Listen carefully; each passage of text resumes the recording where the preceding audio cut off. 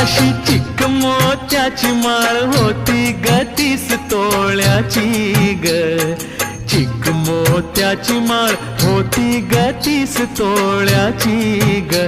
जसा गणपतीचा गोंडा चौरंगी लाल बावटा ग. गणपतीचा गोंडा चौरंगी लाल बावटा ग.